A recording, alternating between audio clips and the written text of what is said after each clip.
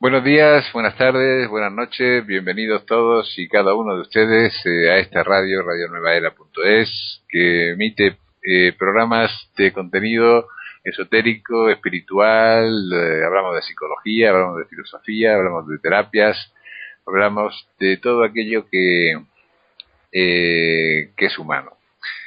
Bajo la perspectiva y la premisa que dice que nada humano nos es ajeno, probablemente porque es nuestra propia naturaleza y somos nosotros mismos, eh, pues es bueno investigar con cierta profundidad en estos contenidos que nos lleven a una toma de conciencia más amplia de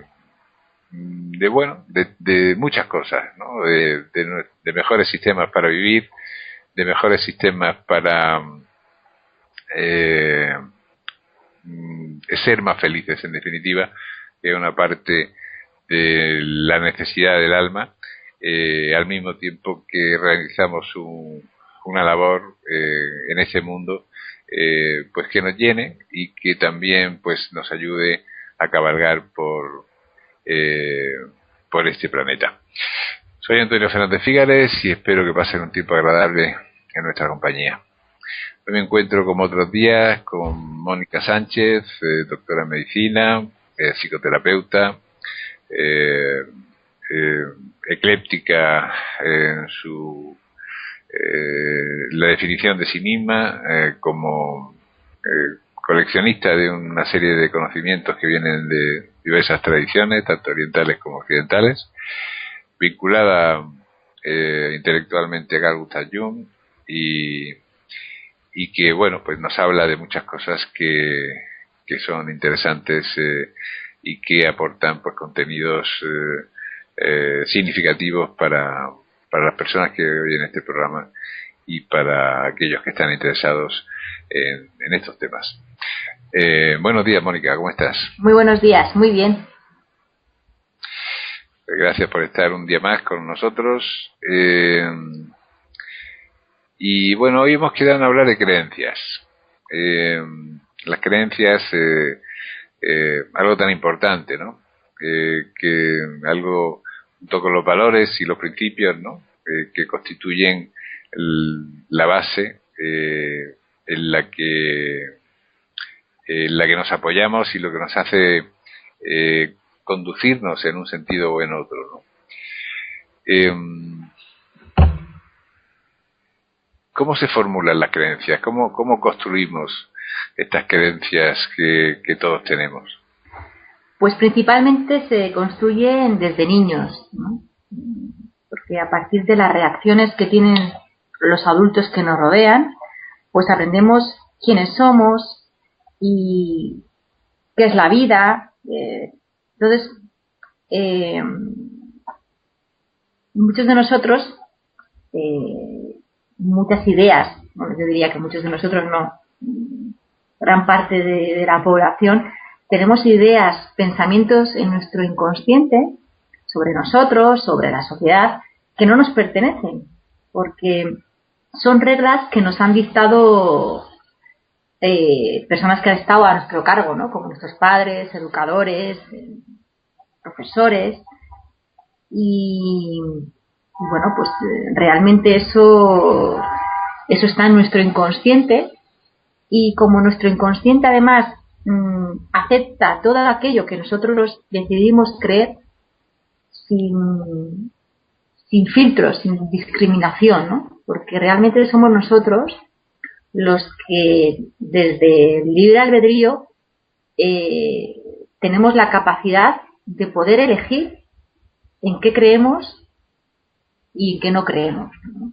Entonces, lo que ocurre es que la mayor parte de las personas, cuando llegan a la edad adulta, pues tienen patrones tan fijos, repetitivos, que piensan que esos patrones, sus perfiles de personas que atraen, las experiencias que atraen en sus vidas, las viven como si fuese pues una desgracia, ¿no?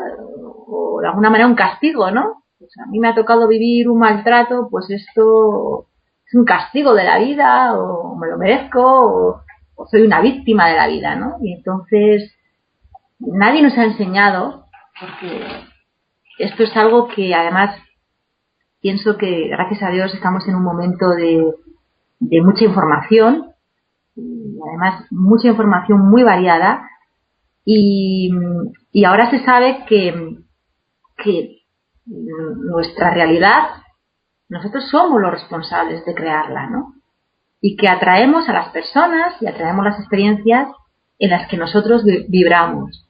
Entonces, si nosotros cambiamos nuestros pensamientos, nuestras creencias, que nos están creando infelicidad, porque nos movemos en la crítica, en el juicio,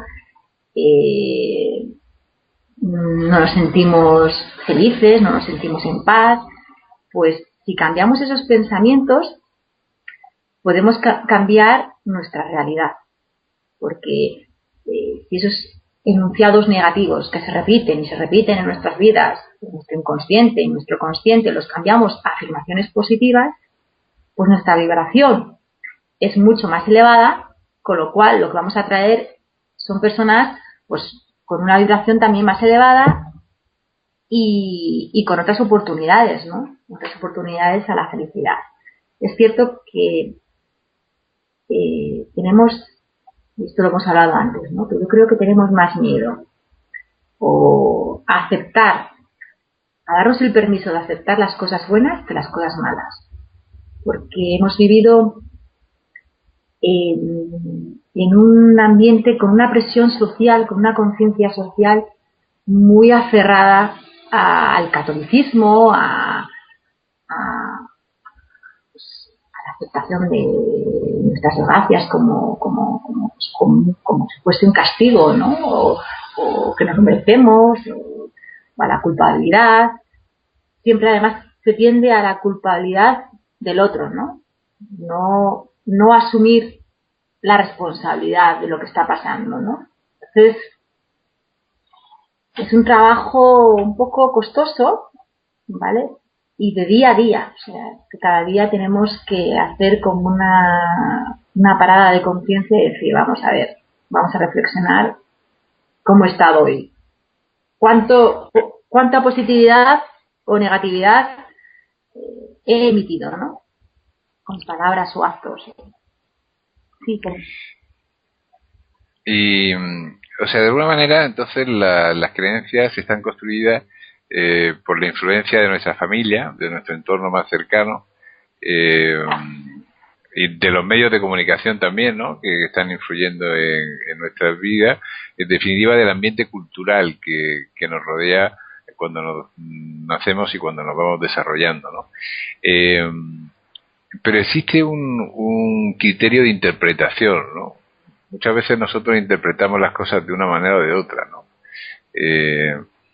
Porque no sé, por ejemplo, en la tradición católica, ¿no? Por un lado hay el tema de la culpa, que estabas diciendo antes, ¿no?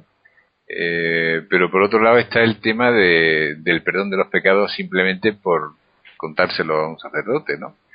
Y son creencias que no se mantienen, por ejemplo, en la tradición hindú, ¿no? En que una acción genera un karma y que por mucho que uno se confiese o diga o se arrepienta o toma conciencia, ese karma le va a llevar a una situación en la que va a tener que aprender de aquello que ha realizado, o bien por una experiencia negativa o bien por algo que va a tener que trabajar y que hacer, ¿no? Uh-huh. Efectivamente, es que yo creo que también el concepto del perdón que nos han enseñado es totalmente erróneo, porque no tiene nada que ver con el perdón que es el camino que nos conduce hacia la libertad, ¿no? Y para perdonar, uno no puede perdonar contándole algo a alguien, ¿vale? Porque el perdón conlleva, bueno, según mi experiencia, ¿vale? Propia y con mis pacientes, ¿no? Creo que el perdón, para perdonar hay que entender y comprender. Y eso conlleva una visión amplia y un nivel de conciencia elevado.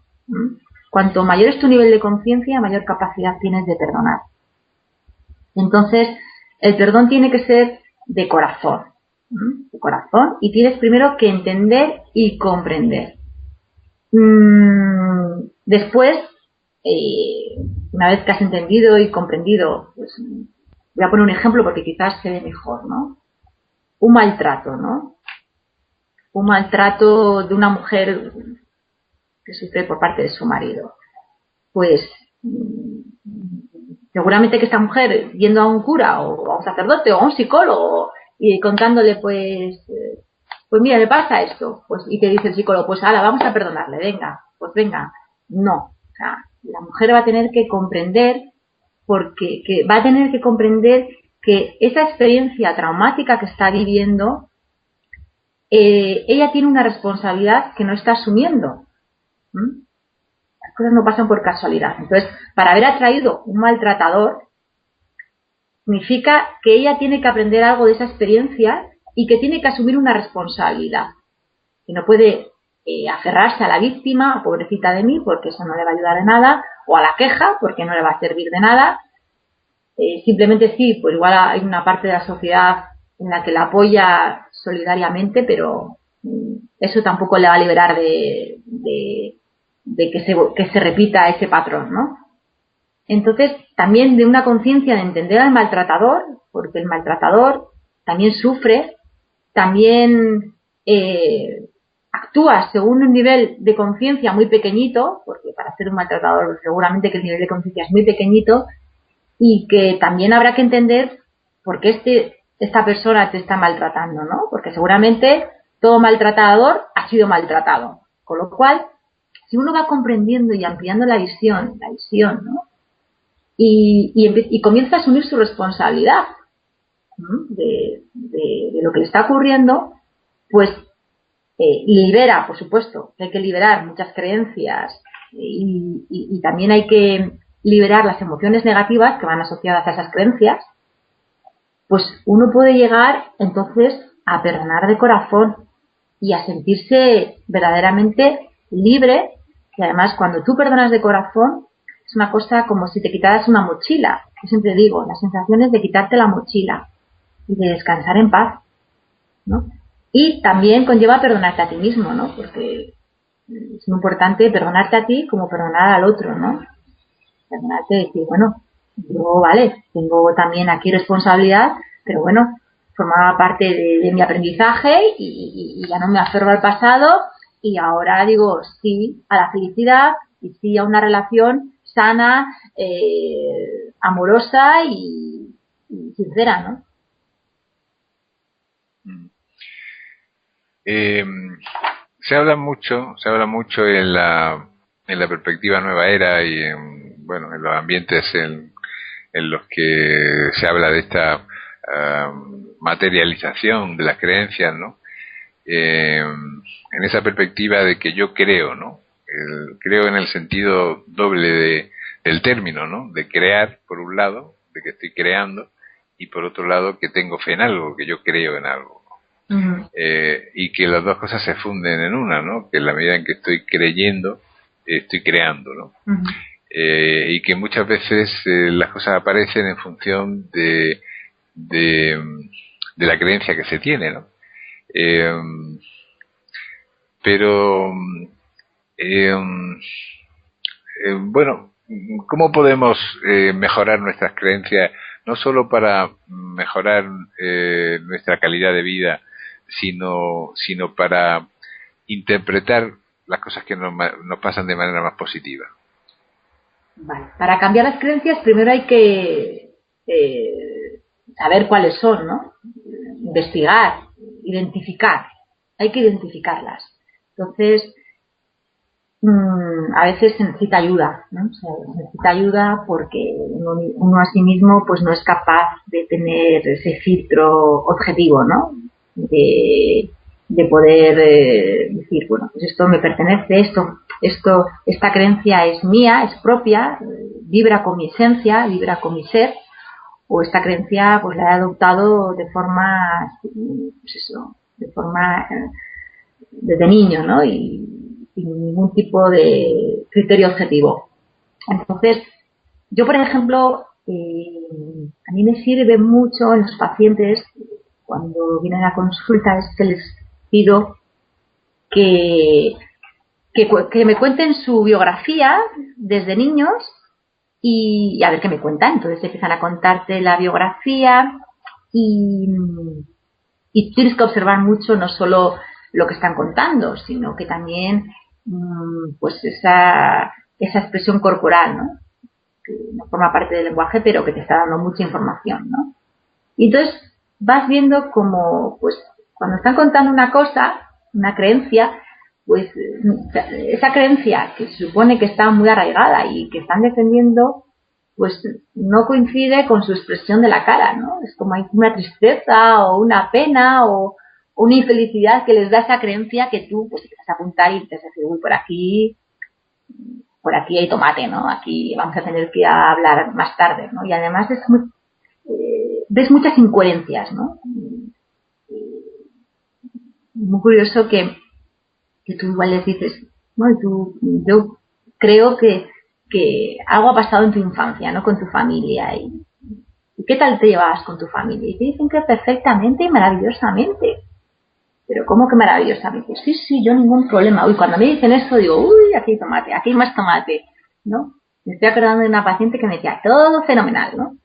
Y cuando me cuenta que ha sido criada por su abuela en la biografía, ha sido criada por su abuela, que su madre estaba siempre viajando, trabajando en el extranjero, que su padre también, y que cuando se iba su madre siempre se ponía enferma, y que cuando volvía su madre nunca la rechazaba a su madre. Digo, pero bueno, y cuando me cuenta aún más, que la escucho, y además se le va transformando la cara, porque los ojos se le están poniendo lluviosos, y te dice, y encima mi abuela me hacía cantar Cara al Sol, y tuve un problema en el colegio porque le hice a todos mis compañeros de clase ponerlos en el patio a cantar Cara al Sol. Y dices tú, bueno, y todo está fenomenal y maravilloso, ¿no? Entonces empiezas a observar muchas incoherencias y ahí empiezas a tener mucha información de muchas creencias, ¿no? Según cómo era la abuela o según cómo eran los padres, ¿no? Y es muy gracioso, ¿no? Ver esto. Bueno, gracioso, muy significativo me resulta, ¿no? Como las personas no lo ven. No lo ven y es muy importante que el paciente se mire al espejo, ¿no? Y de alguna manera se dé el permiso de identificar y estar abierto a identificar estas creencias limitantes, porque hay muchos pacientes que no te dejan, ¿eh? Que no. Sí, es que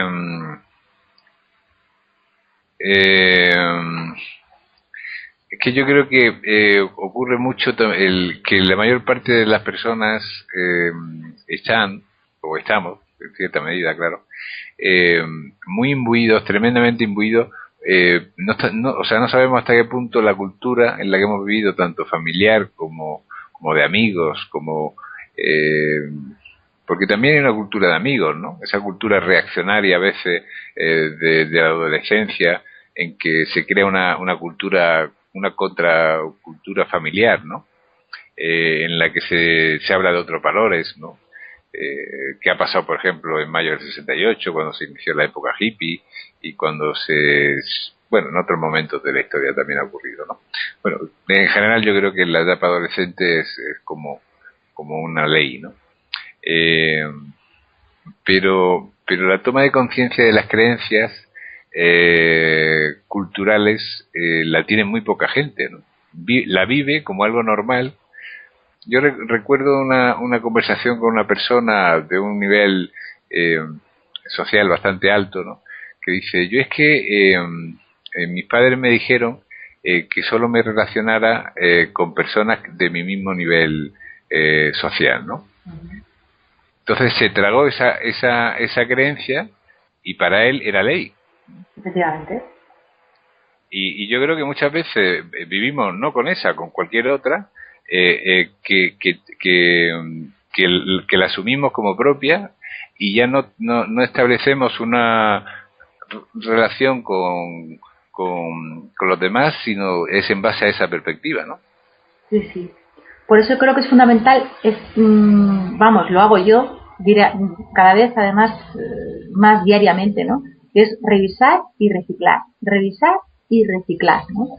Y revisar comportamientos, mis palabras, mis pensamientos, decir, Luis, hoy he pasado un día que he estado con unas ideas muy negativas hacia otras personas o hacia proyectos o no. O sea, vamos, de forma inmediata digo, esto hay que cambiarlo, ¿no? Y entonces es una cuestión de tomar la conciencia, frenarlo y decir mañana o ya mismo voy a enunciar afirmaciones positivas respecto a todo lo negativo que he estado despotricando todo el día, ¿no? Entonces, eso es un ejercicio muy bueno porque, por ejemplo, mirarte al espejo y hacer primero esa reflexión y delante del espejo decirle al espejo, estoy dispuesto a liberarme de todas estas creencias negativas que no me sirven ni de alimento ni de nada, ¿no? Entonces, y repetirte así algunos enunciados positivos como acepto, a mí me parece muy buena, me doy el permiso a aceptar las cosas buenas, ¿no? Por ejemplo, o acepto, porque es tan importante aceptar lo malo, ¿no? Como pruebas de aprendizaje, como también aceptar lo bueno, ¿no? Que nuevamente Sí. nos movemos en esa dualidad, ¿no? Sí, de hecho los griegos llamaban ubris al temor a la experiencia suprema, ¿no? A lo que los místicos han llamado pues la vivencia de Dios o los altos estados de conciencia, ¿no? Y le llamaban ubris, que le llamaban el miedo a experimentar eso, ¿no? Y es curioso que por un lado lo buscaban y por otro lado lo temían, ¿no? Y eso a veces nos está pasando mucho en la vida, ¿no? Uh-huh. Además yo creo que es el camino de la iluminación en el siglo XXI, ¿no? Que es integrar la luz y la sombra, es aceptarnos en la totalidad. Y cuando uno se acepta en la totalidad, se siente merecedor de todo. Y yo creo que eso es amarse a uno mismo, ¿no? Aceptarse con todo eso. Aceptarse y, por supuesto, con conciencia para seguir evolucionando y mejorar, por supuesto, ¿no? Pero que yo creo que ese es el camino, ¿no? De la aceptación y de la integración de eso. Entonces cada vez hay menos separación entre lo bueno y lo malo y al final es como si, no sé, se formara una sopa, ¿no? Con todos los ingredientes, ¿no? Claro, lo que pasa es que cuando decimos vamos a eliminar creencias, como tú estás diciendo, hay que sustituirlas por otras nuevas, ¿no? Pero probablemente solo los principios perduran, ¿no? Y nos podemos apoyar, bueno, en la actuación, el que el amor sea el leitmotiv, ¿no? El motivo de vida en nuestra existencia, ¿no? O la búsqueda de la sabiduría, en fin, o el desarrollo personal, o muchas otras cosas, ¿no? Pero yo creo que el problema está en los prejuicios, ¿no? Sí, bueno, es que eso sería cuando uno tiene creencias aferradas y limitantes, pues nos complica más el siguiente paso, que es eliminar juicios. Porque con unas creencias limitantes y que te restringen, ¿no? la libertad, es casi imposible liberarte de la crítica y el juicio. Yo diría que van muy alineadas, ¿no? Muy paralelas las dos, ¿no? Cuando uno se siente libre y se libera de creencias negativas, como vibras más en la positividad, de alguna manera también te quieres más. Entonces, al quererte más, la crítica no tiene cabida. No tiene cabida.